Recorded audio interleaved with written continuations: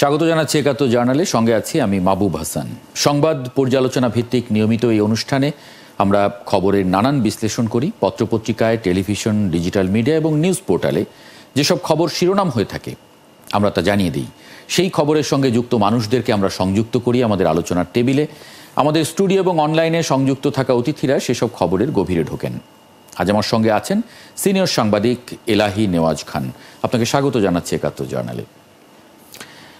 দর্শক, বিভিন্ন সময়ে খবর পর্যালোচনায় আরও অতিথি পর্যায়ক্রমে আমার সঙ্গে যুক্ত হবেন। চলুন শুরুতেই কয়েকটি অনলাইন নিউজ পোর্টালের খবরের শিরোনাম দেখে আসি। শুরুতে প্রথম আলো।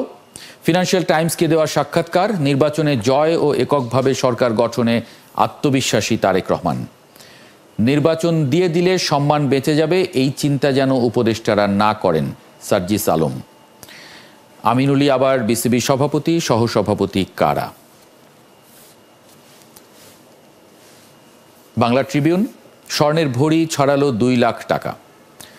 গণভোট কি ও কখন হয়, জুলাই সনদে সম্ভব?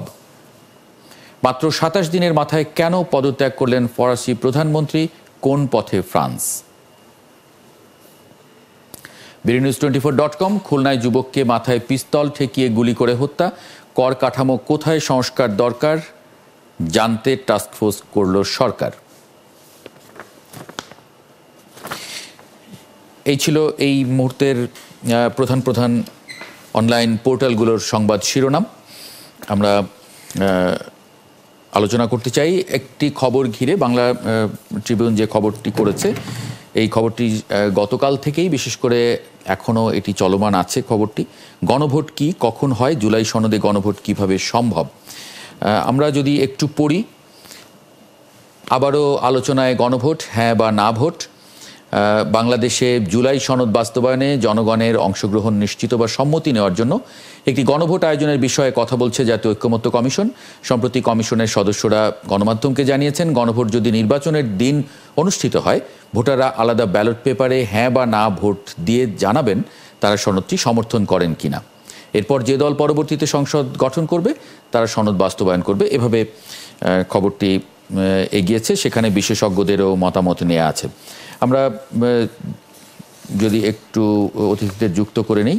এলাহি নেওয়াজ খান, আপনার ছোট্ট একটা মন্তব্য নিয়ে আমি আমার বাকি দুজন অতিথি, ব্যারিস্টার নাসির উদ্দিন আহমেদ অসীম, আন্তর্জাতিক বিষয়ক সম্পাদক কেন্দ্রীয় কমিটি বিএনপির, এবং ব্যারিস্টার ASM শাহরিয়ার কবির, আইনজীবী সুপ্রিম কোর্ট, তাদেরকেও যুক্ত করে নেই এই ফাঁকে। আপনার মন্তব্যটা একটু এলাহি নেওয়াজ খান। জুলাই সনদ নিয়ে তো রাত থেকেই কথা চলছিল এবং প্রথম দিকে এটা নিয়ে তো চরম বিরোধ ছিল রাজনৈতিক দলগুলির সাথে।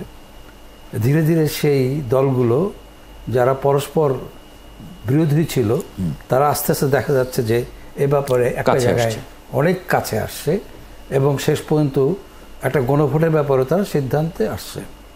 মানে যেটা লক্ষণীয় যে অনেক বিষয় নিয়ে এরা কিন্তু পরস্পরের বিরুদ্ধে প্রচণ্ড ধিক্কারজনক কথাবার্তা কিংবা ঘৃণা বিদ্বেষের মতন শব্দও প্রয়োগ করেছেন। কিন্তু শেষ পর্যন্ত দেখা যাচ্ছে যে যত নির্বাচন যত কাছে আসছে ততই তাদের মধ্যে মত পার্থক্য বলে কমে আসছে এবং এটা একটা ভালো দিক। আমরা মনে করি যে যেটা মনে হচ্ছিল যে একটা সংঘাতময় অবস্থা তৈরি হতে পারে, কারণ মাঝখানে এই গণভোট নিয়ে এই জুলাই সনদ কিংবা পিয়ার নিয়ে রাজপথ উত্তপ্ত হচ্ছিল, কিন্তু ওটা এখন লক্ষ্য করছি না। সুতরাং যে বিষয়গুলি আসতে পারে যে এই জুলাই সনদের গণভোটটা কিভাবে হবে, সেই প্রক্রিয়াটার একটু নানান ধরনের কথা হচ্ছে, আইনি বিষয়, এবং সেটা মনে হয় যারা আইনজ্ঞ যারা আছেন তাদের বক্তব্যটা আগে আমরা শুনলে। জি, আমার দুজন অতিথি আজকে দুজনই আইনজীবী, ব্যারিস্টার নাসির উদ্দিন আহমেদ অসীম, আন্তর্জাতিক বিষয়ক সম্পাদক কেন্দ্রীয় কমিটি বিএনপি, এবং ব্যারিস্টার ASM শাহরিয়ার কবির, আইনজীবী সুপ্রিম কোর্ট। আপনাদের স্বাগত জানাচ্ছি একাত্তর জার্নালে। শুরুতে ব্যারিস্টার ASM শাহরিয়ার কবির, আপনার মন্তব্যটা একটু জানি। এখানে যে স্বাধীন মালিক তিনি বলছেন যে সনদের অনেকগুলো ধারা, মানে কতগুলো পাতা, পুরোটার সঙ্গে কোনো ব্যক্তি একমত কিনা সেটা হ্যাঁ বা না দিয়ে আসলে কিভাবে সম্ভব, এ নিয়ে বিশেষজ্ঞরা এবং কেউ কেউ বলছেন যে গণভোট আইন না থাকার বিষয়টিও সামনে আনছেন। স্বাধীন মালিক নিজেই বলেছেন যে ডকুমেন্টের উপরে গণভোট হয় না, 4 পাতা পড়ে বোঝার মতো মানুষ কয়জন। এমনকি পরে তিনি এসে আবার বলছেন যে 4 পাতা পড়ে পক্ষে বিপক্ষে হ্যাঁ বা না বলবে কিভাবে, এরকম গণভোট দুনিয়ার কোথাও নেই।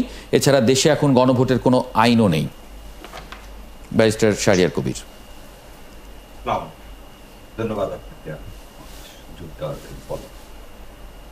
একটা জিনিস স্বাধীন মালিক স্যার কিভাবে বলছেন, কি উক্তিতে বলছেন, আমি তার ভিডিওটা দেখেছি। সে একটা জিনিস বলছেন যে সংবিধানে রেফারেন্ডামের কোনো সুযোগ নেই। আমি সম্মান নিয়ে বলতেছি, ওনার এই কথাটার সাথে আমি একমত। প্রথমত কোনো সংবিধান নাই বাংলাদেশের, এই সরকার চলতেছে একটি অলিখিত সংবিধানে। কারণ আমি আগেও বলেছি বিভিন্ন জায়গায়, আজকের এই অন্তর্বর্তীকালীন সরকার, এই সরকারটা কনস্টিটিউশনের বাইরে দিয়ে। আচ্ছা, যদি তাহলে আলোচনাটা আমরা এখানেই, মানে এটা কি কেন আপনি বলছেন এটা যদি ব্যাখ্যা করেন, যে কোনো সংবিধান নেই, সরকার চলছে একটি অলিখিত সংবিধানে। এর সঙ্গে এটা নিয়ে, মানে এর আগেও আপনার সঙ্গে আমার এটা নিয়ে কথা হয়েছে, আপনি তখনও বলেছিলেন যে মানে তাহলে সরকার গঠিত হলো সংবিধানের আলোকে, আবার সংবিধান নেই, মানে এই যে নেই এবং আছে, এটা একটু যদি ব্যাখ্যা করেন। আবার বলে দিই, যারা যারা বলতেছেন যে সংবিধানের আলোকে হয়েছে, এই কথাটা ঠিক না। যদি আপনি একটু দেখেন ল্যাঙ্গুয়েজটা 106 এর ল্যাঙ্গুয়েজটা ছিল অন্তর্বর্তী সরকার গঠনের কথা বলেছিল। এখানে 3টা জিনিস। প্রথম জিনিস হচ্ছে শেখ হাসিনা সেদিন পদত্যাগ করলেন, তার পদত্যাগ পত্র সে জমা দেন, কিন্তু সে রাষ্ট্রপতিকে সংসদ ভেঙে দেওয়ার জন্য কোনো চিঠি দেন। দুটো আলাদা, একটা পদত্যাগ করলে অটোমেটিকলি কিন্তু সংসদ ভেঙে যায়। যদি প্রধানমন্ত্রী পদত্যাগ করেন, আরেকজন প্রধানমন্ত্রী, এটা হচ্ছে আমাদের এক্সিস্টিং সংবিধানের নিয়ম। কিন্তু শেখ হাসিনা সংসদ ভেঙে দেওয়ার কোনো পরামর্শ দিলেন। রাষ্ট্রপতি একা একাই এই আজকের এক্সিস্টিং কনস্টিটিউশনে উনি সংসদ ভেঙে দিতে পারেন। তাহলে এই যে সংসদ সদস্য পালায়ন করলেন, সংসদে মানে পালায়ন তো সবাই করলেন, এখন সেখানে কি করলেন, যখন নিরুপায় হয়ে রাষ্ট্রপতি কি করলেন, একটা রেফারেন্স চাইলেন। এবং যখন রেফারেন্সটা দিয়ে দেখেন যে সুপ্রিম কোর্ট কি বললেন, সুপ্রিম কোর্ট বললেন যে একটি এন্ট্রি গভর্নমেন্ট করা যেতে পারে। কেন? সংবিধান পুরাটাই শূন্য হয়ে গেছে, সংবিধানের এই অবস্থাটা নাই, সেই কারণে তারা বললেন একটা এন্ট্রি গভর্নমেন্ট তৈরি করেন। এবং আরেকটা যে সবাই বলে, এন্ট্রি গভর্নমেন্ট শপথ নিয়েছে সংবিধান রক্ষা করা। ওই জায়গায় কি বলছে যে 72 সংবিধান রক্ষা করবো। কারণ আপনাকে সবাইকে, এটা অলিখিত সংবিধানেও যদি আপনি যান, সেটা তো তাকে দেশের সার্বভৌমত্বকে রক্ষা করতে হবে। সেজন্য সে শপথ নিয়ে বলেন আমরা সংবিধানকে সমুন্নত রাখবো। আর সংবিধানের মধ্যে তো এই এন্ট্রি গভর্নমেন্টের কোনো বিধানই নেই। দ্বিতীয় যে জিনিসটা, রেফারেন্ডামের কথা বলা হচ্ছে, রেফারেন্ডাম হচ্ছে 142, সেটা হচ্ছে অ্যামেন্ডমেন্টের জন্য। আজকে কনস্টিটিউশনে এই 85টা দেখেন, টোটাল হচ্ছে 862টা। 862টার মধ্যে 3টা ভাগে ভাগ করা হলো। একটা ভাগ কি জন্য করা হলো, যেটা স্বল্প মেয়াদে বাস্তবায়নযোগ্য, মধ্য মেয়াদে বাস্তবায়নযোগ্য, যেগুলো সংবিধানের সাথে সম্পর্কযুক্ত, সেরকম 85টাকে আলাদা করা। এই 85টাই কিন্তু এই ঐক্যমত কমিশনের সামনে নিয়ে আসা। এই 85টার মধ্যে যদি সংবিধান না থাকে তাহলে তো এই সমস্ত মানে কোনো কিছুরই আর প্রয়োজন নাই, জনগণের কাছে জিজ্ঞেস করারও দরকার নেই। না না, জনগণের কাছে জিজ্ঞাসা না করলে আপনি যে সরকার বলল অলিখিত সংবিধান, এটা হচ্ছে জনগণের কনস্টিটিউয়েন্ট পাওয়ারে। না, মানে এই যে অলিখিত সংবিধান, এই যে অলিখিত সংবিধানের ধারণার কথা বলছেন, সেই সংবিধানে জনগণকে কোথায় রাখা হবে? মানে যেমন আমরা আগের সংবিধানে জানতাম যে এই রাষ্ট্রের মালিক জনগণ, এখন পরের যে সংবিধানের কথা বলছেন যেটা অলিখিত, সেই সংবিধানে জনগণের অবস্থান কি? সেখানে বলে দেয় নাই শাহরিয়ার ভাই, এটা জনগণ সমস্ত ক্ষমতার না, এটা তো বলে দেয় নাই কনস্টিটিউয়েন্ট পাওয়ারে। না, এটা বলে দেয় নাই। এইখানে একটা প্রশ্ন আছে যে আপনি যে কোর্টের রেফারেন্সের কথা বলছেন, এই রেফারেন্স কি কোনো লিখিত আছে নাকি আদালত মৌখিক বলে দিয়েছে? না না, এটা লিখিত। আপনি ওদের 15 অ্যামেন্ডমেন্টে যখন আমরা মামলা করছি তখন ওটা রিপ্রোডিউস করা হয়েছে, জাজমেন্টের মধ্যে এটা আছে, পুরোটাই জাজমেন্টের মধ্যে আছে। আচ্ছা, তাহলে কি এটা কি অনেকটা এরকম যে ডক্ট্রিন অফ নেসেসিটি টাইপের? ইয়েস, এটা হচ্ছে কোলসন থিওরি।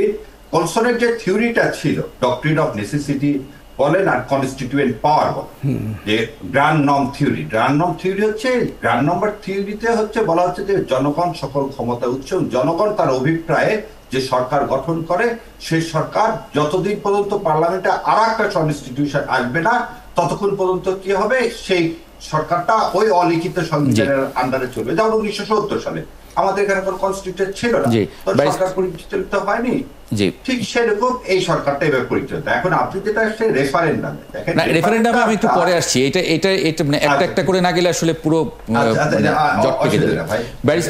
ব্যারিস্টার নাসিরউদ্দিন আহমেদ অসীম, সংবিধান নেই, দেশ চলছে একটা অলিখিত সংবিধানে, সুতরাং মানে সেখানে জনগণের অবস্থান কি হবে জনগণ জানে না, মানে আসলে কি ব্যাখ্যাটা কি রকম শাহরিয়ার কবির যেরকম বলছিলেন? সংবিধান নেই এই কথাটা আমি ঠিক বুঝতে পারি। শাহরিয়ার কবির উনি আমার কলিগ সুপ্রিম কোর্টে, আর্টিকেল 102-তে হেড জুরিসডিকশনে যখন যান ইনভোক করেন 102, ওটা কোথা থেকে এসছে? সংবিধান নেই এ কথা বললে কি হবে? বাংলাদেশের সংবিধান তো অ্যাব্রোগেটেড হয়নি, বাংলাদেশে মার্শাল ল চলছে না যখন সংবিধান আপনার সাসপেন্ড হয়। সোজা কথা, বাংলাদেশের বিদ্যমান সংবিধান যেটা আছে সর্বশেষ যেটা ছিল সেটাই কিন্তু এখন আছে। 72-এর নাকি 5th অ্যামেন্ডমেন্ট নাকি ওই অষ্টদশ সংশোধনী, অষ্টম সংশোধনী, নবম, দশম, ত্রয়োদশ, চতুর্দশ, পঞ্চদশ, ওটা ইম্যাটেরিয়াল। সর্বশেষ যেটুকু আছে তার আলোকেই সংবিধান চলছে, তার আগেই আদতেই মানে দেশ চলছে। এখন কথাটা হচ্ছে যে অন্তর্বর্তীকালীন সরকার গঠিত হয়েছে, উনি যে কথাটা বলেছেন জনগণ সকল ক্ষমতার উৎস, আর্টিকেল 7 যেটা ডক্ট্রিন অফ নেসেসিটি যেটা, সেটাই হয়েছে। আর আর্টিকেল 106-এর রেফারেন্সটা নেওয়া হয়েছে সুপ্রিম কোর্ট থেকে, সেটাও কিন্তু সংবিধানের আলোকেই করা হয়েছে। অতএব সংবিধান নেই, এটা আসলে এই ধরনের একাডেমিক ডিবেট করা প্র্যাকটিক্যাল লাইফে আমার মনে হয় না যে প্রয়োজন আছে বলে আমি মনে করি। আমি কাউকে আন্ডারমাইন করছি না। দ্বিতীয় যে বিষয়টা হলো 1/11 সরকার যেটা ছিল, আমার কলিগ শাহরিয়ার উনি যে কথাটা বলেছেন যে অন্তর্বর্তীকালীন সরকার সংবিধানে নেই, 90 দিনের বেশি তত্ত্বাবধায়ক সরকার আছে, এটা কোন সংবিধানে ছিল? 2007 সালে যখন 1/11 এলো তখন যে তত্ত্বাবধায়ক সরকার ব্যবস্থাটা আপনার 2 বছরের জন্য বাংলাদেশে চলেছিল, পরবর্তীতে তারা নির্বাচন করেছিল, সেটা করে থেকে এসেছিল, ওটাও ডক্ট্রিন অফ নেসেসিটি।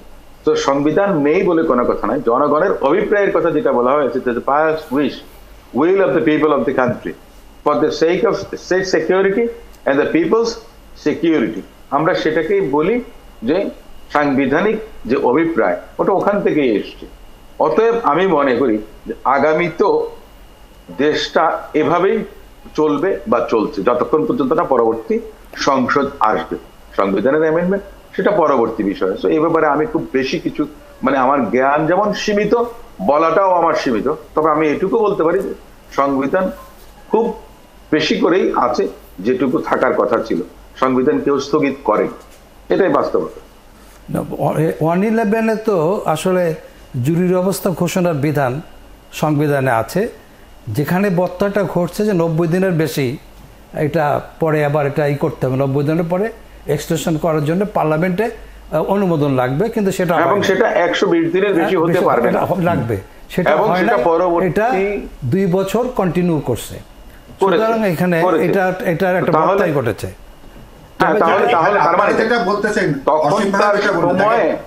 আমি একটু শেষ করি, এলহাই ভাই যেটা বলেছেন যে তার মানে কি, সেটা আপনি সংবিধান আপনার পরবর্তী পার্লামেন্টের রাটিফিকেশনের আগে আপনি 120 দিনের পর কিন্তু এক্সিড করে চালিয়ে গেছেন, দেশ চালিয়ে গেছেন, এটা বাস্তবতা ছিল, তাই না?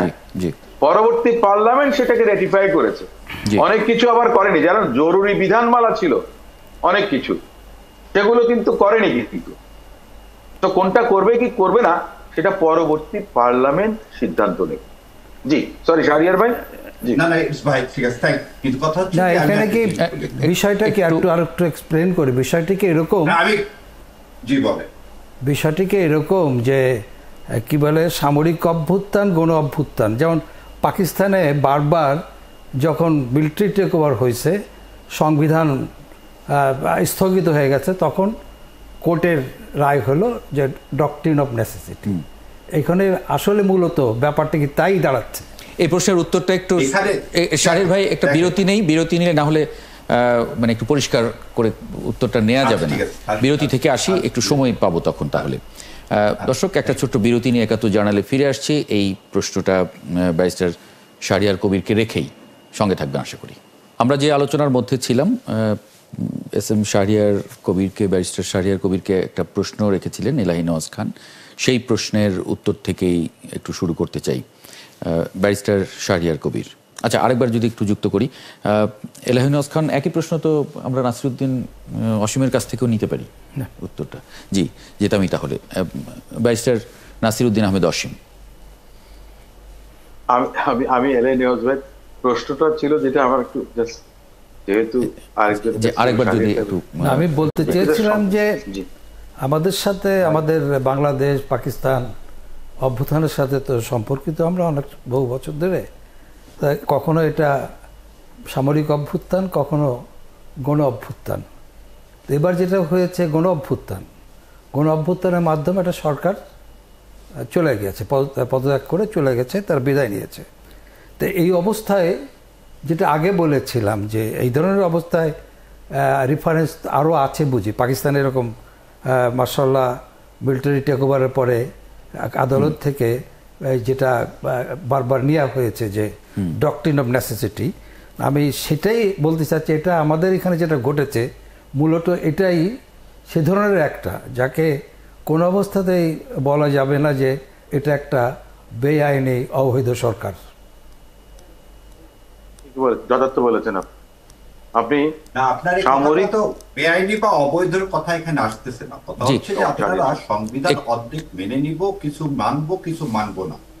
এটা হচ্ছে জনগণের সাথে প্রতারণা। প্রথম জিনিস আগে আমাকে বলেন, আমরা যেভাবে বলি, পূর্বের যে সংবিধান আছে 5 তারিখে বা 36শে জুলাই ভারতের আধিপত্যবাদের বিরুদ্ধে এদেশের মানুষ যে বিপ্লব করলেন, সে বিপ্লবের মাধ্যমে সংবিধানকে ছুঁড়ে ফেলেন। প্রথম কথা আপনি বলতেছেন যে রেটিফাই করে নিব পরে। সুপ্রিম কোর্ট কি কনস্টিটিউশন যদি থাকে, ধরে নিলাম আপনার তর্কের ক্ষেত্রে, কনস্টিটিউশনের বাইরে গিয়ে সুপ্রিম কোর্ট বলতে পারে আপনি এন্টি গভর্নমেন্ট তৈরি করেন, এটা নাল অ্যান্ড ভয়েড ওয়ার্ড। কোন জাত, যে জাত এই মানে সংবিধানের আন্ডারে শপথ নিয়ে বললে এই সংবিধান রক্ষা করবে, সংবিধানের মধ্যে যা যা আছে তার বাইরে কিছু বলতে পারবো না। হাও এই অ্যাপিলেট ডিভিশন আপনাকে বলতেছে যে আপনি একটি এন্টি গভর্নমেন্ট তৈরি করেন, যে এন্টি গভর্নমেন্টের মেয়াদ কতদিন হবে, কবে হবে, কেমন হবে, কিছুই নেই। দ্বিতীয় কথা, আপনাকে শপথ নিলে না, এই শপথ তো এন্টি গভর্নমেন্টের কোনো শপথের বিধান তো চতুর্থ তফসিলে নেই। ফোর্থ কথা, আপনি যে আজকে যে কমিটি করছেন, কনসেনসাস কমিটি, এই কমিটি করার বিধান নেই। আপনি যে রেফারেন্ডামের কথা বলতেছেন, এই রেফারেন্ডামের বিধান নেই। তাহলে আপনি যে কথা বলছেন, আগে আমি আবার বলে যাচ্ছি, খুব সুন্দর করে বলি, আমার কাছে এটা স্পষ্ট, আজকে কোনো একটা অলিখিত সংবিধানের দ্বারা এদেশ চালিত হচ্ছে। যারা বলতেছে সংবিধান আছে আর নাই, এটা হচ্ছে গোজামিল, এটা রাষ্ট্রের সাথে প্রতারণা। দ্বিতীয় নম্বর, আমি মাঝখানে একটা সম্পূরক প্রশ্ন করতে পারি, কিন্তু এর মধ্যে আপনি উত্তর দিয়ে দেন। বলেন ভাই, হ্যাঁ বলেন। সেটা হলো, যদি তাই হয়, সুপ্রিম কোর্ট যদি সংবিধানের উপরে কোনো কিছু করতে না পারে, তাহলে যে বিভিন্ন সংশোধনীগুলো হয়েছে পার্লামেন্টে, সুপ্রিম কোর্ট সেখানে কেন ইন্টারফিয়ার করেছে? কারণ সুপ্রিম কোর্টের বিচারকরাও আপনার সংবিধানের অধীনে শপথ নেন যে সংবিধানকে তারা সমুন্নত রাখবেন। আপনি যদি বলেন যে এরশাদ সাহেবের সময় হাইকোর্টের বেঞ্চগুলো করার কথা ছিল, অসীম ভাই, নাম শেষ করি, তারপর আপনি আপনারটা বলেন। না, আমি একটু বলে নিচ্ছি এই জন্য যে তার মানে আমি আপনাকে দেখেন, আপনি যে রেটিফিকেশনের কথা বলছেন, দেখেন আপনি সুপ্রিম কোর্ট তো 5th অ্যামেন্ডমেন্ট এবং 6th অ্যামেন্ডমেন্ট 7th অ্যামেন্ডমেন্টে জিয়াউর রহমানের যে জিয়াউর রহমান সাহেব যে রেটিফিকেশন করলো পরবর্তী পার্লামেন্টে, আপনার জানা আছে, মুনসিনা হ্যাঁ, পঞ্চম সংশোধন। জি জি, একটু আগে আপনি যেটা বলছেন যে রেটিফিকেশনের কথা, এটা সুপ্রিম কোর্ট ততটুকুই রেটিফিকেশন করতে পারবে যতটুকু ultra vires to the constitution. কনস্টিটিউশনের গার্ডিয়ান হিসাবে supreme court can go beyond the constitution. যেখানে কনস্টিটিউশনে কোনো কিছু বলা নাই, স্পষ্ট হোক অস্পষ্ট বলতে পারবে, সেটা হচ্ছে এক্সপ্লানেশন দিতে পারবে। কিন্তু সেই জন্যই ওই মার্বেরি ভার্সেস মেডিসন কেসে বলা হয়েছে যে American supreme court every Monday give the interpretation of the constitution. কিন্তু কনস্টিটিউশনের মধ্যে যে জিনিসটা নাই, 60% আজকে কাজ হচ্ছে যেটার সাথে এই কনস্টিটিউশনের কোনো সম্পর্ক নাই। আপনি যতগুলো কমিশন করছে, এই 886টা যতগুলো আপনি অ্যামেন্ডমেন্টের প্রপোজাল দিয়েছে এগুলো কোন কনস্টিটিউশন আছে? আপনি বাইক্যামেরাল আপনি চাচ্ছেন, এই অ্যামেন্ডমেন্ট কেসে বলছে যে হাইকোর্টের অন্য জায়গাতে দেওয়া যাবে না, আপনি এখন হাইকোর্ট সমস্ত বিভাগে দিতে চাচ্ছেন। Basic structure of the constitution আপনি ভেঙে ফেলে দিচ্ছেন, এবং আমরা সবাই ঐক্যমত হয়েছি যে তাহলে এটা হচ্ছে কি, যে একটু আগে একটা বই এবারে এসে পড়লাম, দেখেন এই বইটার নাম হচ্ছে framing the state in time of transition. যতগুলো 1990 সালের পর যতগুলো দেশে হয়েছে, একটা গণ অভ্যুত্থান হলে আগের সংবিধান থাকে না, মার্শাল ল হলে আগের সংবিধান হয় পোস্টপন হয়, না হলে অ্যাব্রোগেটেড হয়। মৌলিক অধিকারগুলো পুরো কনস্টিটিউশন অ্যাব্রোগেটেড করতে পারে। যেমন ইয়াহিয়া সাহেব 1962 কনস্টিটিউশনকে অ্যাব্রোগেটেড করে এলএফওর মাধ্যমে সেটা হলো আলাদা অর্ডিন্যান্স করে বলতে হবে, সেটা বলতে হবে। আমি কথাটা বলতেছি যে মিলিটারি অভ্যুত্থানের মধ্যে এটা হতে পারে, এবং আমাদের এখানে আজকে যেটা আমরা করতেছি, এই কনস্টিটিউশনের আমরা ওই পার্টটুকুন আমাদের দরকার আমরা রাখবো, ওটা পছন্দ না রাখবো না, এইভাবে কনস্টিটিউশন হয় না। কনস্টিটিউশন সোশ্যাল কন্ট্রাক্ট, রুশোর সোশ্যাল কন্ট্রাক্ট হচ্ছে কনস্টিটিউশন, এই contract between the state and the its citizen. এই কন্ট্রাক্টের মধ্যে আপনাকে থাকতে হবে, আর আপনি যদি বলেন যে এই কন্ট্রাক্টের মধ্যে থাকবো না, তাহলে আপনাকে অন্য একটা কন্ট্রাক্টে যেতে হবে। কিন্তু কন্ট্রাক্টের কিছু মানবো না, অন্য একটা জায়গা থেকে ইম্পোর্ট করবো। অ্যামেন্ডমেন্ট করার ক্ষমতা পার্লামেন্ট ছাড়া আর কারো নাই। তাহলে আমরা কিভাবে এই যে আজকে যে প্রস্তাবগুলো করছি, আমরা যেটা গণভোটে দিতে যাচ্ছি, it's a basic structure change করতে চাচ্ছি কনস্টিটিউশনের। তাই যদি হয়ে থাকে তাহলে হোয়ার ইজ দ্য কনস্টিটিউশন? আপনার কাছে এবার প্রশ্ন, এই যে কমিটিটা হয়েছে, কনসেনসাস কমিটিটা, is it not a derivative power of the citizen? ওনাকে এটা করার ক্ষমতা সংবিধানে কোথায় দিছে? কিন্তু দেখেন সংবিধানে কোথায় আছে এই এন্ট্রি গভর্নমেন্টের বিধান, তার মেয়াদকাল, এবং এই যে চার্টার করতে যাচ্ছে, আমরা তো এটাকেই তো আমরা ডক্ট্রিন অফ নেসেসিটি বলেছি বা বলছি। আপনি তো শূন্যতার মধ্যে থাকতে পারবেন না, চরম শূন্যতা বলে কোনো কিছু নেই। একটা শূন্যতা আছে, তাহলে কনস্টিটিউশন নাই, এখন একটা অলিখিত আছে। এই শূন্যতা আছে, এই অলিখিত সংবিধান দিয়ে আমি বিজ্ঞানের ভাষায় শুনেন, শূন্যতা আছে, চরম শূন্যতা হতে পারে না। ভ্যাকুয়ামটা পূরণ হবে কি? শূন্যতা হতে পারে না অলিখিত কনস্টিটিউশন দিয়ে। দেখেন চরম শূন্যতা হতে পারে না, করতে হবে। তাহলে অলিখিত কনস্টিটিউশন, বিপ্লবে তো ওই ভারতের আধিপত্যবাদের যে কনস্টিটিউশন ভারত লিখে দিয়েছিল 72 সালের যে কনস্টিটিউশন, সে কনস্টিটিউশন অ্যাব্রোগেট করে ফেলছে এই জনগণ। না সেটা বিভিন্ন সময়ে আমি আপনি সবাই মিলে এটা অ্যাব্রোগেটেড করছি। না যেভাবে আপনি বলেন না কেন, এখন আমি আপনাকে একটা কথা আগেই বলেছি, আপনি কি আর্টিকেল 102 তে আপনি 102 তে আপনি সুপ্রিম কোর্টে আসেন না, জুডিশিয়াল রিভিউতে আসেন না? আপনি খেয়াল করেননি, অলিখিত সংবিধানের কথা বলছে অসীম ভাই। আমরা দেখেন অলিখিত সংবিধান, আমরা কিন্তু বলছি যে সবাই ভাই কনস্টিটিউশন, সেই চুক্তিটা কি সামাজিক চুক্তিটা হয়েছে 8 তারিখে যখন সরকার গঠন করছে ইন্নু সরকার, তখন আপনি একটা অলিখিত কনস্টিটিউশন আন্ডারে চলে গেলেন, এবং তারপরে যা করতেছেন সব ওই বিপ্লব উত্তর কি গ্র্যান্ড নর্ম থিওরির আন্ডারে করতেছেন। আমি আপনাকে একটা কথা বলি, অলিখিত দেশটা কিন্তু একাডেমিক ডিবেট বা ডিসকাশনের উপরে চলছে না, বাস্তবতার উপরে চলছে। এটা আমাদের সবাইকে কিন্তু মানতে হবে। এই গোজামিল দিয়াতে 53 বছর এই অবস্থা হয়েছে, দেশটা পিছনে চলে গেছে, সামনে আসেনি। 53 বছরে কিন্তু দেশটা সামনে আসেনি ভাই। না কেন হয়নি? সেটা এই গোজামিল দিয়ে যাচ্ছি সব সময়। এই 5th অ্যামেন্ডমেন্ট করতে রেটিফিকেশন দিয়ে, 7th অ্যামেন্ডমেন্ট করলে রেটিফিকেশন দিয়ে, রেটিফিকেশন বাতিল করে দিল। আমি বলি শাহরিয়ার কবির, নাসরুদ্দিন অসমের কাছে ইনস্টিটিউশনাল ডেভেলপমেন্ট যদি কোনোদিন না হয়, এই গোজামিল জোড়াতালি দিয়েই কিন্তু চলবে দেশ। এর বাইরে আপনি বেরোতে পারবেন না। এই সনদটা বাস্তবায়ন করতে হবে। শুনেন, ন্যাশনাল কনসেনসাস হওয়া উচিত যে প্রতিষ্ঠানগুলোকে কিভাবে আপনি শক্তিশালী করবেন, সেটাই আমরা করতেছি। নির্বাচন হয়ে যাবে, একটা সরকার আসবে, প্রতিষ্ঠান যদি দুর্বল থেকে যায়, সেগুলোর যদি রিফর্ম আপনি না করেন, তাহলে দেশটা কিভাবে চলবে? চলবে না ভাই। জুলাই সনদ হবে, হ্যাঁ এই জুলাই সনদের ভিত্তিতে ইলেকশন হতে হবে, এইখানে এবং জুলাই সনদ এর জন্য আমাদের দরকার। এইখানে জুলাই সনদ দিয়ে তো এই জন্য কেউ ডিফার করছে না, এক জায়গায় সবাই ঐক্যমত নতুন বাংলাদেশ গড়ার জন্য। দুজনের বিতর্কের একটা সমাপ্তির জায়গা। আমরা যেটা বলছেন, আপনি যেটা বলছেন যে কনসেনসাস, আমরা যে 8 তারিখে যে শপথটা হয়েছিল কনসেনসাসের ভিত্তিতে হয়েছে, তারপরে অনেক ইস্যুতে আমাদের মধ্যে কন্ট্রাডিকশন হয়েছে, কিন্তু বেসিক জায়গায় ওইটা 8 তারিখে যেটা হয়েছে, 8ই আগস্ট যেদিন সকল দল যারা কনসেন্সাসের ভিত্তিতে কোন প্রেক্ষাপটে কোর্টের রেফারেন্সের প্রেক্ষাপটে একটা কনসেন্সাসের ভিতরে গভর্নমেন্ট হয়েছে, এবং আমরা যেটাকে দুই শব্দে বলি ডক্ট্রিন অফ নেসেসিটি। এটা নিয়ে মনে হয় যে আর কোনো বিতর্ক সুযোগ আছে বলে না, না, কোনো বিতর্ক নাই। ডক্ট্রিন অফ নেসেসিটিতে হয়েছে এই কনস্টিটিউশন, এটা হচ্ছে আমাদের না কনস্টিটিউশন নাই, সেটা মানে আপনি ওটা বলছেন, কিন্তু কনস্টিটিউশন নাই। মানে আমার একটা জিনিস একটু শাহরিয়ার ভাই, মানে কনস্টিটিউশন, এটা কি কনস্টিটিউশন নাই নাকি কনস্টিটিউশনে একটা শূন্যতা তৈরি হয়েছে? কনস্টিটিউশনের ভেতরে শূন্যতা, মানে সরকার না থাকে, মানে একটা সরকার চলমান সরকার যখন চলে গেল, পালিয়ে গেল, কিছু ধারা, সংবিধানের কিছু ধারা ভায়োলেট হয়েছে, যেমন সরকার ব্যবস্থা, অন্তর্বর্তী সরকারের শাহরিয়ার ব্যারিস্টার শাহরিয়ার কবির উনি যেটা বলেছেন যে হ্যাঁ অন্তর্বর্তী সরকারের তো কোনো অবস্থা বিদ্যমান নেই আমাদের এই সংবিধানে। আমি তো এই কথাটা বলেছি যে 2 বছরের অধিক কাল 1/11 সরকার যেটা ছিল তখন তত্ত্বাবধায়ক সরকার, সেটারও তো ছিল না, কিন্তু দেশ কি চলেনি? চলেছে, র্যাটিফিকেশন হয়েছে। 2008-এর মতো ইলেকশন হয়ে আওয়ামী লীগকে এদেশ ইজারা দিয়ে দিছে, এবং ওই সরকারটা ইল্লিগাল ভাই। ওই সরকার নিয়ে আমি ফাইল করে বলছি ওই সরকারটা ইল্লিগাল, কারণ ওই সরকার 120 দিনের বেশি থাকার ম্যান্ডেট নাই। যারা ইয়াজউদ্দিন বসছে তারা জনগণের আজকের জনগণের মতো ম্যান্ডেট নিয়ে বসেনি।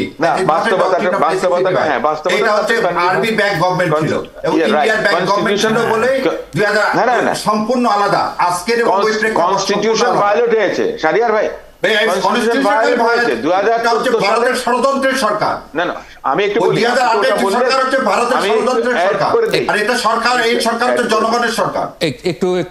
আমি একটু অ্যাড করে দিই, এক্সটেন্ড করে নেই। 2008-এরটা যেমন অবৈধ ছিল, ঠিক তেমন 2014 সালেরটাও ছিল। আমাদের সংবিধানে বলা আছে যে জনগণের প্রত্যক্ষ ভোটে সংসদ সদস্য নির্বাচিত হবেন। 154 জন বিনা ভোটে নির্বাচিত হয়েছেন, মানে আপনি 151 লাগে সরকার গঠন করতে, তার মানেটা কি? টোটালটাই তো অবৈধ ছিল। অবৈধ এই ধরনের অবৈধ, এই অবৈধ শুরুটাই করতে ইন্ডিয়া 2008 সাল থেকে। না, এই অবৈধ শুরু হয়েছে 2008 সালে ওই অবৈধ সরকার থেকে। এই জন্য সবাইকে এক জায়গায় আসতে হবে, কনসেনসাস। হ্যাঁ, কিন্তু কনসেনসাস হচ্ছে 2008 সালের সরকার আর আজকের সরকার এক না। 2008 সালের সরকার অবৈধ সরকার এবং আজকের সরকার এক না। কিন্তু শাহদ্বীন মালিক যে বললেন যে এটা বিরাজনীতিকরণের প্রক্রিয়া, মানে সেটা কি? এবং গণভোটের আইনই নাই, এই মানে করার সুযোগ নাই। আমি একটা সাধারণ এই বিরাজনীতিকরণ এই কথা ওনারা কিন্তু ওই সময় 2008-এর সঙ্গেই ছিলেন। আমি বলি ওনারা এই বিরাজনীতিকরণের মধ্যেই ছিলেন। যারা এইসব কথাগুলো বলছেন, বড় বড় কথাগুলো আমরা দেখেছি, কারণ আমি প্রত্যক্ষভাবে দেখেছি, আমার থেকে বেশি দেখার সুযোগ কারো হয়নি। আগা গোড়া ভেতরে বাইরে সবটুকুই আমি জানি। আচ্ছা, সেক্ষেত্রে এখন অনেকে অনেক এজেন্ডা নিয়ে আসতেছে ভাই, যেমন এটা বলা উচিত না, এই সারা কামালরা অনেক এজেন্ডা নিয়ে আসতেছে। আজকে যখন জাতি একটা কনসেনসাসে যাচ্ছে, জাতি একটা ঐক্যবদ্ধ যাচ্ছে, এই ঐক্যবোধকে ভাঙানোর জন্য শোনেন, রেফারেন্ডামটা একটু আগে বললেন না, রেফারেন্ডাম কোনটা দেশে রেফারেন্ডাম, কোন জায়গায় রেফারেন্ডাম? আজকে কেন এই জনগণ যদি এটা চায় গ্রহণ করা হবে, জনগণ যদি না চায় গ্রহণ করা হবে। আচ্ছা, তাহলে যেমন শাহরিয়ার ভাই, তাহলে আমি যদি একটু বলি যে আমার কাছে কি মানে নাগরিক হিসেবে, রাষ্ট্রের মালিক হিসেবে আমার কাছে আপনি 5 পাতার যে ধারাগুলো আপনারা আমার মতামত চাইছেন, সেখানে কি সবগুলোতেই আমার সুযোগ থাকবে মন্তব্য দেওয়ার? যেমন আপনারা রাজনৈতিক দলগুলোর কাছে যখন পাঠানো হলো, তখন কিন্তু সব জায়গায় হ্যানার পাশাপাশি মন্তব্যের ঘরও ছিল।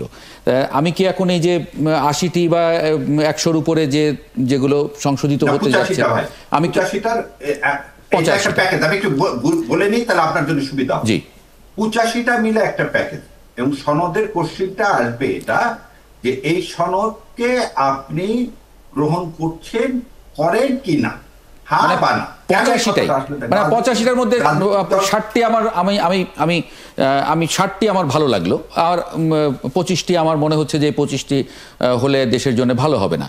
তখন আমার কি ওই 25টির বিপক্ষে ভোট দেওয়ার সুযোগ থাকবে? এইখানে আপনাকে একটু বলে শোনেন, ওই উদাহরণটা এরকম, 1 মণ দুধের মধ্যে 1 ফোঁটা চুনা দিলে পুরো দুধটা নষ্ট হয়ে যায়। আপনি যদি ভাবেন, আপনি রাজনৈতিক দলরা রাজনৈতিক দলরা হচ্ছে representative, political party is the representative of the citizen. আগে জনগণ কি হতো, ওই গ্রিক স্টেটে কি হতো, সবাই হাজির হতো, ওই এটা হাত তুলে ভোট দিত। আর 20 কোটি লোক তার হাত তুলতে পারবে না। 20 কোটি লোকের রিপ্রেজেন্টেটিভ কে? তার পলিটিক্যাল পার্টি। তার পলিটিক্যাল পার্টি, সেই পলিটিক্যাল পার্টির যারা সমর্থক আছে তাদেরকে এই 85টা না, তাহলে মানে এখানে যদি আমি এরকম করি, উদাহরণ দিই, ব্রেক্সিটে না শাহরিয়ার ভাই, 102টা, মানে আমি ব্রেক্সিটে ছিল 102টা, আমি মানে রাজনৈতিক দলগুলো ছিল ব্রেক্সিট আপনি সমর্থন করেন কি করেন না, কিন্তু যদি সমর্থন না করেন ইউরোপ থেকে বের হয়ে আসবে। কিন্তু ওই 102টা নিয়ে ব্রিটিশ সিটিজেন ডিল করে না, এটাই নিয়ম। জিয়াউর রহমানের 3টা রেফারেন্ডাম হয়েছে, মানে তাহলে তো জনগণের উপর চাপিয়ে দিলেন। না না না না, এই শেষ করে দিই আপনাকে। 91 সালে যখন বলা হলো পার্লামেন্ট ফর্ম অফ গভর্নমেন্ট হবে কি হবে না, আমাদের কিন্তু সেটা কি জন্য রেফারেন্ডামের প্রয়োজন হলো? কারণ 142 ছিল যে কনস্টিটিউশনের মৌলিক পরিবর্তন রেফারেন্ডাম লাগবে। এই পার্লামেন্ট ফর্ম অফ গভর্নমেন্টে প্রধানমন্ত্রী কয়দিন থাকবে, মন্ত্রী পরিষদ কয়দিন থাকবে, প্রধানমন্ত্রী চলে গেলে কি হবে, এগুলো কিন্তু জনগণের জন্য। জনগণের দরকার হচ্ছে মূল স্পিরিটটা। এখানে আপনার মূল স্পিরিটটা কি? সনদে যে সনদ হলে বিকেন্দ্রীকরণ হবে, ইনস্টিটিউশনালাইজড হবে, ফ্রি ফেয়ার ইলেকশনের পথ খুলবে। সেকেন্ড হচ্ছে গত 53 বছর, বলবো না, গত 14 বছর আওয়ামী লীগ যেভাবে শোষণ শাসন করছে, এরকম একটা মনস্টার যেন ফিরে না। So that would be the symbol of the people. না, কিন্তু আপনি যেটা হচ্ছে পার্টিকুলারলি 85টা, এটা দেওয়াটা ইমপ্র্যাকটিক্যাল। আপনি বই দিতে পারেন, আর একটা জিনিস দেখেন, না, কিন্তু তার আগে রাজনৈতিক দলগুলো, মানে আপনি যদি রাজনৈতিক দলগুলো আমার রিপ্রেজেন্টেটিভ হয়, মানে রাজনৈতিক দলগুলো তো আগে আমাকে জিজ্ঞেস করেনি, কিন্তু অন্য ক্ষেত্রে মানে বাংলাদেশের যে 53 বছরের প্র্যাকটিসে প্রথমে আমি আমার প্রতিনিধিকে আমার সকল ক্ষমতা দিয়ে সংসদে পাঠিয়ে দিলাম। তিনি সংসদে বসে আমার ক্ষমতা প্রয়োগ করতেন। 200-র বেশি যদি ক্ষমতা, তাহলে চেঞ্জ করার ক্ষমতা থাকতো। কিন্তু এখন কি করছেন আপনারা? মানে সংসদে যাওয়ার আগেই আপনারা সিদ্ধান্ত নিয়ে আমার কাছে পাঠিয়ে দিচ্ছেন যে হ্যাঁ না বলে দাও। ব্যারিস্টার নাসিরউদ্দিন অসীমের 1400 লোক তার জীবন দিয়ে বলে দিলে এটা পরিবর্তন চাই। তো ওই 2/3 মেজরিটির চেয়ে 14টা তাজার রক্ত এবং 60টা শিশু। না, এটাও তো ঠিক শাহরিয়ার ভাই, এটাও তো ঠিক যে 30 লক্ষ মানুষ রক্ত দিয়ে এই সংবিধানটা তৈরি করে দিয়েছে। না, এই সংবিধান 30 লক্ষ লোক তৈরি করেনি ভাই, কারণ আপনি তো ওই লোকের কাছে জানেনি। 70 সালের পর আর কোনো ভোটই হয়নি, এবং আপনি একটা রাষ্ট্রপতি আসলেন যে এটাও একাডেমিক ডিবেট মনে হয় একটু। নাসিরউদ্দিন অসীম, আমি একটা কথা, 72 সালের সংবিধান আমি সময় দিতে পারছি না একেবারে। কারণ আপনি দেখেন একটা জিনিস দেখেন, এলএফও ছিল যে আপনি ইসলাম বিরোধী কোনো কাজ করবেন না। আপনি কোথায় ধর্ম নিরপেক্ষতার সংস্থান নিয়ে আসলেন?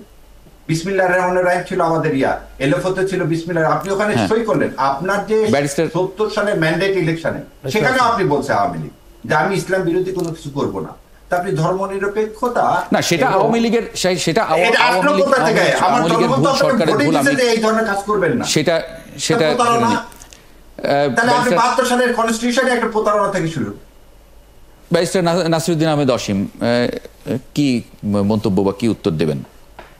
না, আমি একটা জায়গায় একমত পোষণ করি, যেটা যে 70 সালের নির্বাচনে আপনি কোন কথাগুলো বলেছিলেন, কমিটমেন্ট কি ছিল, আপনি কোন ভাবে ভোট পেয়েছিলেন, পরবর্তীতে এসে 72 সালে যে সংবিধান যখন প্রণয়ন করা হয় তখন ভিন্ন জিনিস। এখন 70 সালে ছিল পাকিস্তানে একটা নির্বাচন, 72 সালে বাংলাদেশ, প্রেক্ষাপটের পরিবর্তন হয়েছে। অতএব সেটা কি করেছেন সেটার জন্য আজকে আমরা এই ক্রিটিসিজমটা করব, এটাও আমি সঠিক মনে করি না। কিংবা আপনার সে সময় যেটা করেছিল তখনকার প্রেক্ষাপট, স্থান, কাল, পাত্র ভেদে আমরা তো পলিটিক্সটা করি কি balance of convenience and inconvenience. একটা চুক্তি যখন হয় সেখানেও ঠিক একই জিনিস। ব্যারিস্টার শাহরিয়ার তিনি নিজেই জানেন যে কন্ট্রাকচুয়াল কোনো রেমেডিতে আপনার মনে করেন যে কোর্ট দেখবে যে ব্যালেন্স অফ কনভিনিয়েন্স কার পক্ষে মানে ভালো হয়, কার ক্ষতি কম হবে, অনেক কিছু মিলিয়েই কিন্তু এগুলো করে। মানে আইনি যে কোনো বিষয়ের সিদ্ধান্ত আমরা যেটাকে বলি সোশ্যাল কন্ট্রাক্ট বা আপনি লিগ্যাল কন্ট্রাক্ট যেটাই বলেন না কেন, তো সময়ে সময়ে তার হেরফের পরিবর্তন হবেই, কিন্তু তাকে ঐতিহাসিক ভাবে আমরা কাউকে কাঠগড়ায় দাঁড় করাবো না। এখনকার প্রেক্ষাপটে আমাদের এখন প্রয়োজন যেটুকু, আমাদের সেটার জন্যই কিন্তু বাস্তবতার আলোকে, বাস্তবতার নিরিখে কথা বলা উচিত। আমি একটা জিনিস বুঝে পাই না যে আপনার যে এই যে 85টা আপনি দেবেন সাধারণ ভোটারের কাছে, আপনি হা না বলবেন, কতজন শিক্ষিত মানুষ আছেন, কতজন বুঝবেন, পড়বেন কিভাবে, এই যে কমপ্লিকেসি, এটা আমার নিজের মাথার মধ্যে কিন্তু আসে না। আমি কিন্তু এই যে ঐকমত্য কমিশনে যারা যান ওনারা খুব ভালো বলতে পারেন, আমার খুব একটা বেশি ইন্টারেস্ট নাই। কারণ আমি একটা জিনিস বুঝি, আপনি জুলাই সনদ করবেন, আপনি করে এই কাজগুলো আমাদের সবাইকে মানতে বাধ্য হতে হবে। সেটা এখন করি কিংবা পরবর্তী পার্লামেন্ট যখন আসবে কিংবা যারা সরকার গঠন করবে তারা মানতে বাধ্য থাকবেন। আমার বিষয়টা হচ্ছে যে আমার চুক্তিটা জনগণের সঙ্গে। আমাকে যেই জনগণ ভোটাধিকার প্রয়োগ করে রাষ্ট্র ক্ষমতায় যাবার বা রাষ্ট্রকে সেবা করার সুযোগ দেবেন, আমি তাদের মতো মনে করে যে কাজ করব, ঠিক আছে ভালো। কিন্তু আমার কথা হচ্ছে যে প্রতিষ্ঠানগুলোকে আমি শক্তিশালী করব কি করব না, যারা পরবর্তীতে ক্ষমতায় আসবেন তারা কতটুকু, এর আগেও তো আমরা তো বলি যে আমরা সংবিধান মেনে চলবো। সংবিধান তো গত আওয়ামী লীগের 15 বছর তো এই দেশের সংবিধান ছিল। আওয়ামী লীগ কি সংবিধান মেনে চলেছেন? চলেননি। আমার এই জন্যই কথাটা হচ্ছে যে আমরা তো অ্যাকাউন্টেবিলিটিটা যেটা আমাদের জনগণের কাছে, আপনি যদি বিনা ভোটে নির্বাচিত হতে পারেন তাহলে জনগণের কাছে আপনার যাওয়ার প্রশ্ন নেই, যেটা আওয়ামী লীগ করেছে গত 15 বছর। জি, আমরা চাই যে আমাদের প্রতিষ্ঠানগুলো সে পরিমাণ শক্তিশালী হোক, বিচার বিভাগ সে পরিমাণ শক্তিশালী হোক, নির্বাচন কমিশন অসম্ভব বেশি শক্তিশালী হওয়া উচিত। কারণ প্রভাব মুক্ত থেকে নির্দলীয় নিরপেক্ষভাবে মানুষ সুন্দর সুষ্ঠুভাবে ভোটাধিকার প্রয়োগ করবেন, সবকিছু ঠিক আছে।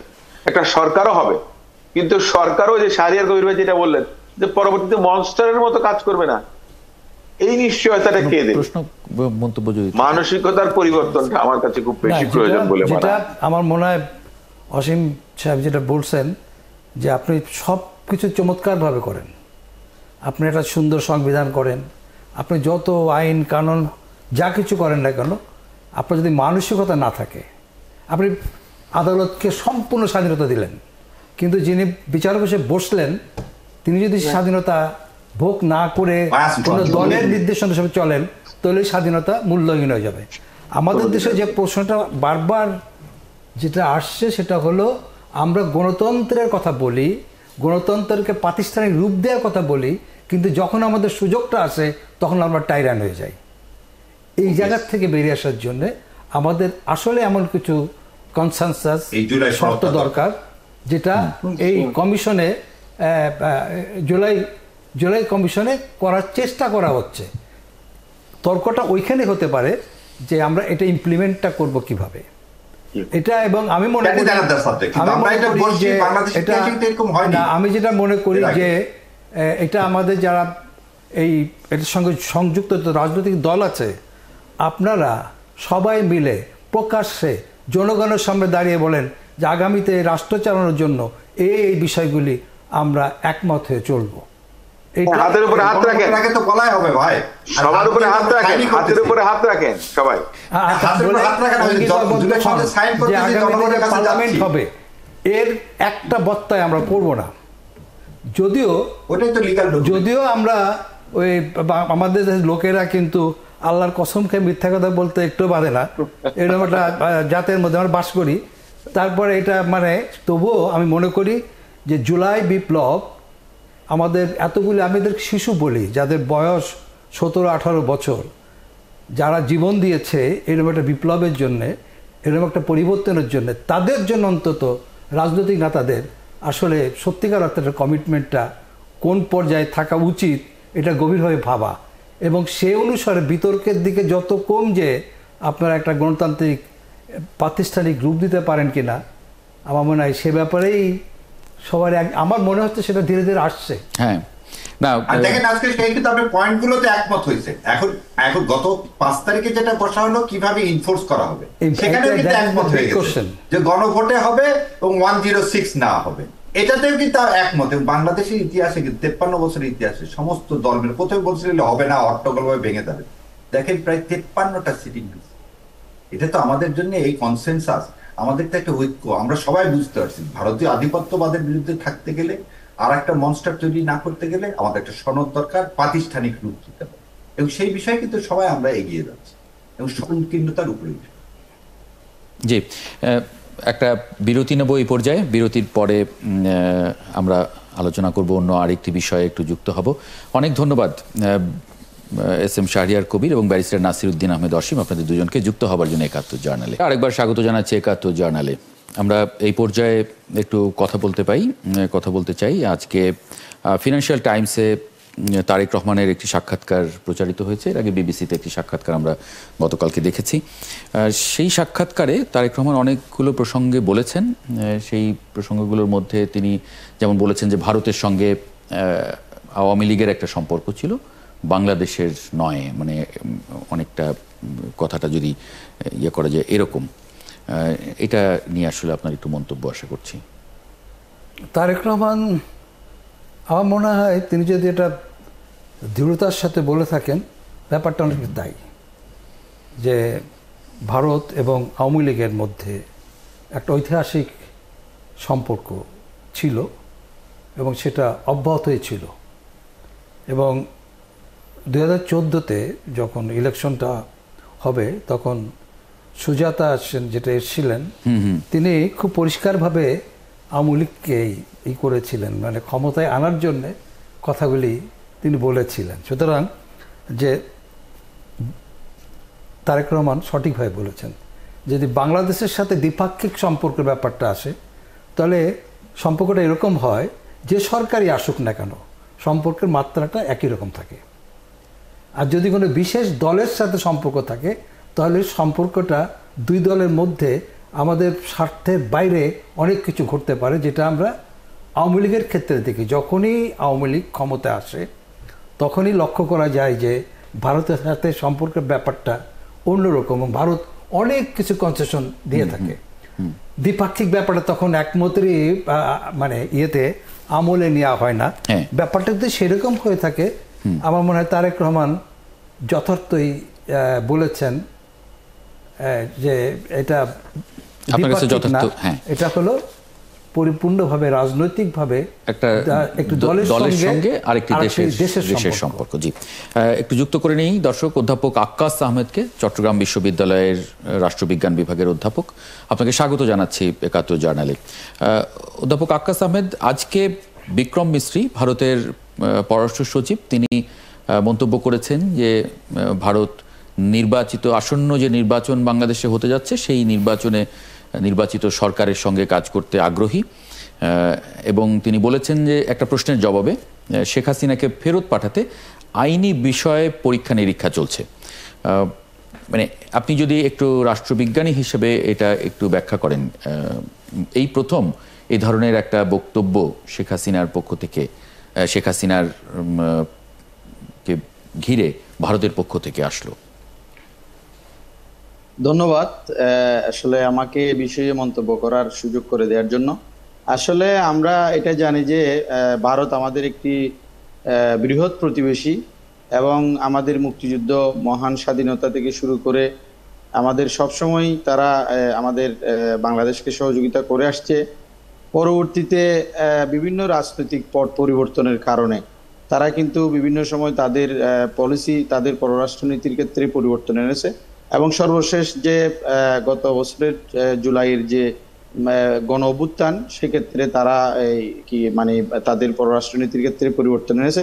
সেটা কিন্তু বাংলাদেশ সরকারের বাংলাদেশ সরকারের ভূমিকা সবসময় পজিটিভ, এবং বাংলাদেশ সরকার বাংলাদেশের জনগণ এবং সরকার মনে করে যে বাংলাদেশ যেহেতু একটি উন্নয়নশীল রাষ্ট্র, এবং এটা হচ্ছে কি সকলের প্রতি বন্ধুত্বপূর্ণ সম্পর্ক, এবং কারো প্রতি কোনো শত্রুতামূলক সম্পর্ক নয়, মানে friendship to all malice two নান, মানে কারো প্রতি শত্রুতা নাই। সেটা মিয়ানমার হোক, সেটা ভারত হোক, সেটা চায়না হোক, সেটা পাকিস্তান হোক, সব দেশের সাথে কিন্তু আমরা পারস্পরিক সুসম্পর্ক রক্ষায় কাজ করেছি, এবং বাংলাদেশ সরকার এটা দৃঢ়ভাবে বিশ্বাস করে যে আঞ্চলিক সহযোগিতা এবং আঞ্চলিক নিরাপত্তা, আঞ্চলিক শান্তি, অর্থনৈতিক সমৃদ্ধি, উন্নয়ন, এটাতে বাংলাদেশ বিশ্বাস করে, এবং সে বিশ্বাস করে বলেই কিন্তু এই সার্কে বাংলাদেশ সরকার বাংলাদেশ যোগ দিয়েছে, এবং সার্কের উন্নয়নে কাজ করে যাচ্ছে, এবং সার্কের যে বর্তমান যে কার্যক্রম যে স্থবির, এটার জন্যই কিন্তু দক্ষিণ এশিয়ার অনেকগুলো প্রবলেম কিন্তু এখন ভারত পাকিস্তান বলেন কিংবা বাংলাদেশের সাথে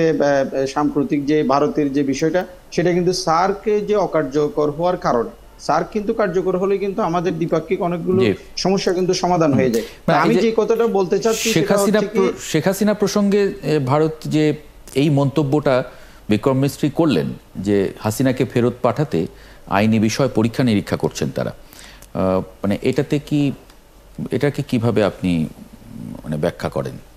এটা হচ্ছে যে কি আসলে ভারত সরকার তো গত 1 বছর আমাদের সাথে নন কোঅপারেটিভ যে ব্যাপারটা, এই যে আমাদের মেডিকেল ট্যুরিজম বলেন, আমাদের এক্সপোর্ট ইম্পোর্ট বলেন, আমাদের যে দ্বিপাক্ষিক যে bilateral ট্রেড সেটাও কিন্তু ক্ষতিগ্রস্ত হয়েছে, এবং পিপল টু পিপল কন্ট্যাক্ট সেটাও কিন্তু ক্ষতিগ্রস্ত হয়েছে, এবং আমদানি রপ্তানি ক্ষতিগ্রস্ত হয়েছে।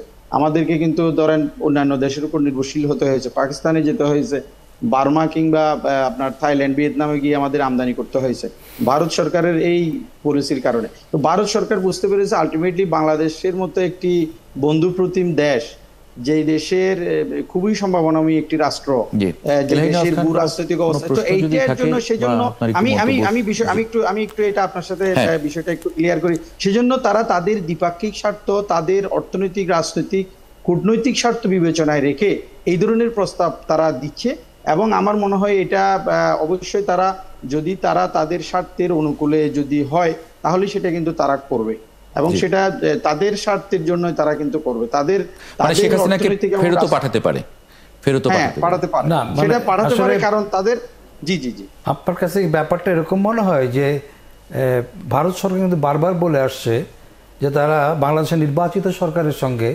তাদের সম্পর্ক তারাই করবে, উন্নতি করবে, কিন্তু নির্বাচিত সরকার হওয়ার আগেই তারা যখন এরকম একটা কথা বলেছে, আইনগত বিষয়গুলি বিবেচনা করা হচ্ছে, তাহলে কি আমরা বলতে পারি যে তারা নির্বাচিত সরকার প্রতিষ্ঠার আগেই তাদের পলিসি কিছুটা শিফট করেছে? ডেফিনেটলি আমি এটা একটু বলি যে গত 1 বছরে ভারত সরকারের যে পরিমাণ অর্থনৈতিক দিক থেকে, এই যে পশ্চিমবঙ্গ বলেন, এই যে ভারতের হসপিটালগুলো এবং তাদের যে বাণিজ্য, তাদের যে রপ্তানি, বাংলাদেশ তো তাদের এক ধরনের বলতে গেলে একটা বাজারের মতো, যেহেতু আমরা একটা বৃহৎ মার্কেট ভারতে, তো সেটা তারা তাদের পলিসি লেভেলেও সেটা কথা হয়েছে, পলিটিশিয়ানদের মধ্যে, পলিসি মেকারদের মধ্যে, তাদের ইন্টেলেকচুয়াল লেভেলে সেটা কথা হয়েছে, এবং তারা শেষ পর্যন্ত এটা সিদ্ধান্ত নিয়েছে যে আরেকটা বিষয় এখানে আমি বলি, ভারত যত বেশি বাংলাদেশকে দূরে রাখবে তত বেশি কিন্তু ধরেন ভারতের 2 প্রতিবেশী রাষ্ট্র, প্রতিদ্বন্দ্বী রাষ্ট্র চায়না এবং পাকিস্তান কিন্তু বেশি লাভবান হবে। কিভাবে লাভবান হবে? বাংলাদেশ যখন দীর্ঘদিন ভারত থেকে পিছিয়ে থাকবে তখন কিন্তু বাংলাদেশ আলটিমেটলি চায়নার সাথে যাবে ট্রেড এন্ড ইনভেস্টমেন্ট, অথবা পাকিস্তানের দিকে যাবে, অথবা 2 দেশের সাথে যাবে। যখন পাকিস্তান এবং চায়নার সাথে বাংলাদেশের পররাষ্ট্রনীতি যখন ঘনিষ্ঠতা অর্জন করবে তখন কিন্তু ভারত থেকে দূরত্ব সৃষ্টি হবে, তখন আলটিমেটলি ভারত লুজার হবে, এবং বাংলাদেশ তখন কিন্তু 2 দিক থেকেই শেল্টার পাবে। সেটা বিবেচনায় পররাষ্ট্রনীতি এবং তাদের যে আর্থরাজনৈতিক স্বার্থ বিবেচনা করে তারা বাংলাদেশকে এই প্রস্তাব এবং সেটা কম্প্রোমাইজ করছে, আসলে তাদের জাতীয় স্বার্থ বিবেচনা করে, তাদের রাজনৈতিক, অর্থনৈতিক সব স্বার্থ বিবেচনা করে তারা বাংলাদেশকে এই সুযোগটা দিচ্ছে, এবং বাংলাদেশের সাথে তারা নেগোসিয়েশন আসতে চাচ্ছে। জি, অনেক ধন্যবাদ অধ্যাপক আক্কাস আহমেদ যুক্ত হবার জন্য ৭১ জার্নালে। আজকের দিনের আরেকটি বড় ঘটনা, বিনা প্রতিদ্বন্দ্বিতায় আবারও বিসিবি সভাপতি নির্বাচিত হয়েছেন আমিনুল ইসলাম বুলবুল। এটা নিয়ে একটু কথা বলবো। নির্বাচনে প্রতিনিয়ত নানান চমক ছিল, নাটক ছিল, দিন শেষে যেটা অনুমান করা যাচ্ছিল সেটাই হয়েছে। একটু ক্রীড়া সাংবাদিক ফয়সাল তিতুমিরকে যুক্ত করে নেব। ফয়সাল তিতুমির, ধন্যবাদ যুক্ত হবার জন্য ৭১ জার্নালে। আপনার কাছে একটু জানি যে যেটা হওয়ার কথা ছিল, এর আগেও আপনার সঙ্গে এই জার্নালেই আমরা কথা বলছিলাম, ক্ষণে ক্ষণে রং বদলাচ্ছিল, তারপরে একটা সময় গিয়ে আসলে বোঝা গেল যে না, আসলে ইলেকশন মানে এটা কি ইলেকশন হলো নাকি সিলেকশন হলো, মানে আমরাই সব মিলেমিশে। অনেকটা তো সেরকম বলা যায়, তবে সবগুলো পদে না। যেমন এর মধ্যে আমরা জানি যে নির্বাচনে মোট 23 জন ডিরেক্টর মূলত নির্বাচিত হয়েছেন কাউন্সিলরদের ভোটে, এবং সেখানে আসলে অনেকেই বিনা প্রতিদ্বন্দ্বিতা আগে নির্বাচিত হয়ে গিয়েছিলেন, যার মধ্যে আমাদের একজন সাবেক ক্রিকেটার আব্দুর রাজ্জাকও আছেন। ফলে কয়েকটা পোস্টেই আসলে মূলত ভোটটা হয়েছে, এবং বিশেষ করে সবচেয়ে আলোচিত ছিল হচ্ছে যেটা ক্যাটাগরি 3-তে খালেদ মাসুদ পাইলট এবং দেবব্রত পাল, এই দুজনের মধ্যে একটা লড়াই হচ্ছিল। এই ভোটাভুটিতে আসলে কি হয় সেটা একটা আগ্রহ ছিল। শেষ পর্যন্ত সেখানে খালেদ মাসুদ পাইলট বেশ ভালো ব্যবধানে জিতে এসেছেন প্রথমবারের মতো বোর্ডে। সো বেশিরভাগই আসলে আনঅপোজড হয়েছে। যেরকম আমিনুল ইসলাম বুলবুলের কথা বলা হলো যে তিনি আসলে একেবারে, কারণ আর কোনো ক্যান্ডিডেট ছিল না। সো অন্যান্য জায়গাতেও তাই, পরিচালক ধরুন 23 জনের মধ্যে ছিলেন 29 জন আসলে। সো 6 জন বাদ পড়েছেন, ব্যাপারটা হচ্ছে এরকম। এবং এটা মোটামুটি অনুমিত ছিল কারা আসতে যাচ্ছেন, এবং ঠিকই তাই, সারপ্রাইজিং এলিমেন্ট খুবই কম। তবে দিন শেষে অবশ্য একটা চমক ছিল এই সহসভাপতির ক্ষেত্রে। আমরা অনেকে প্রেডিক্ট যেটা করছিলাম সেটা একেবারে ভুল প্রমাণ হয়েছে। নাজমুল আবেদিন ফাহিম তাকে মনে করা হচ্ছিল তিনি বোধহয় বিসিবির সভাপতির দায়িত্ব নেবেন, দুজন সহসভাপতি আর কি যারা হয়ে থাকেন, একজন ফারুক আহমেদ এবং নাজমুল আবেদিন ফাহিম। কিন্তু ফারুক আহমেদের সঙ্গে সেখানে সহসভাপতি হিসেবে এসেছেন সাখাওয়াত হোসেন, যিনি একেবারেই নতুন মুখ। কিছুদিন আগে বিসিবি প্রেসিডেন্টের উপদেষ্টা হিসেবে তাকে নিয়ে খুব আলোচনা হয়েছিল, তো তিনি সহসভাপতি দায়িত্ব নিলেন। একটা ইঙ্গিত মিলেছে শেষের, আমি ছিলাম প্রেস কনফারেন্সে, আমিনুল ইসলাম বুলবুল যেরকম ইঙ্গিত দিলেন যে নাজমুল আবেদিন ফাহিমকে আসলে ক্রিকেট অপারেশনসের দায়িত্ব হয়তো দেয়া হতে পারে। আচ্ছা, মানে এই নির্বাচনে আসলে কোন দিকগুলো নিয়ে বেশি আলোচনা হলো? বিশেষ করে ধরেন ভোটার যারা এখানে কাউন্সিলর হয়েছিলেন, কাউন্সিলর হওয়াটাই তো আসলে ভোটের স্বচ্ছতার মূল জায়গা।